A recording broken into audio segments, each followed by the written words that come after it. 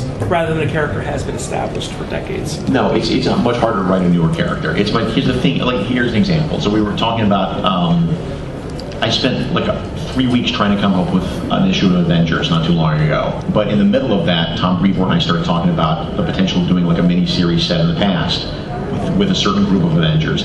And I came up with ideas for that in 10 minutes. Because I know those characters, they're part of my DNA, and I know them like I know my own family. So the older characters, for me, are much easier to write, even though there's the issue of continuity and trying to make sure you're doing something that you've never seen them do before.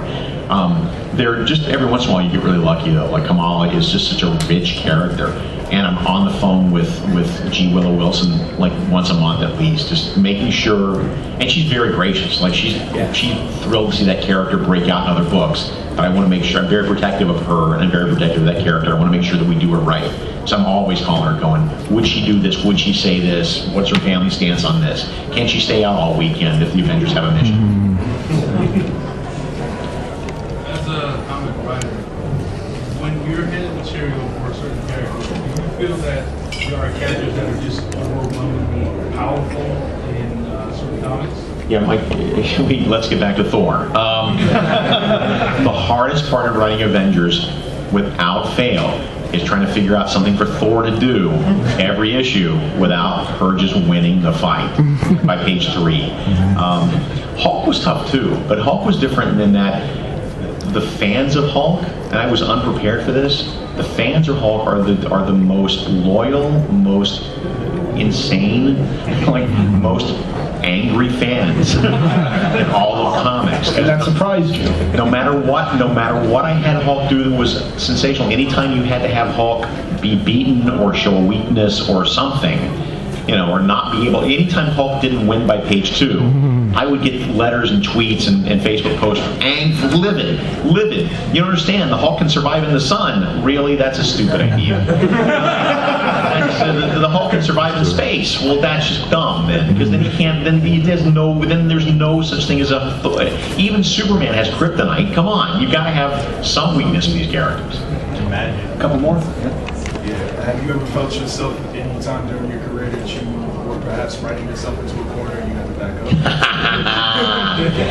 All right, I write myself in a corner all the time. Well, first off, this is tangential to what you said, but this is my definition of writer's block. Is when people ask me how they deal with writer's block or how I deal with it. For me, writer's block is when you have written to a point in your story and your subconscious is holding you back, saying you've gone the wrong way. You turn left someplace where you should have gone right. So the way I deal with writer's block is I just go back to the last place in the story where I knew it was working, and I just turn left just to see what happens. But this is the God's honest truth, and Christy knows this because she suffers through this.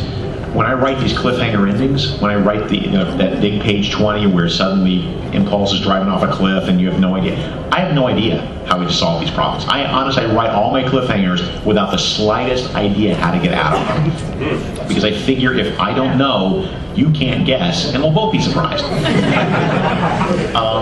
But for a long time I thought, what an idiot way of doing it. Why am I torturing myself? Because now 3 weeks later, I'm staring at the next script going, oh my God, how did I ever get out of this mess? But that's part of the fun of it to me. Like the puzzle solving problem is the part of it, this fun part of it. There's been many times I've come this close to not being able to figure it out, but at the last second, I always manage to figure out something. Last question. Anyone? While you're with Marvel and working with them and trying to arrange different characters, could you do us a favor and bring Wolverine back? Not on me. By the way, Wolverine also falls, and again, Wolverine also falls in the category of characters that I really like reading about, but I have no feel for that character whatsoever. Why is that? Because he's one of the new X-Men. That's my problem. He's only been around for 40 years. Everybody who writes comics, everybody who reads comics has that, especially when they get in their 30s and 40s, at that certain point where there was a certain plateau, a certain year, after which everything after that is like, oh, that's the new stuff.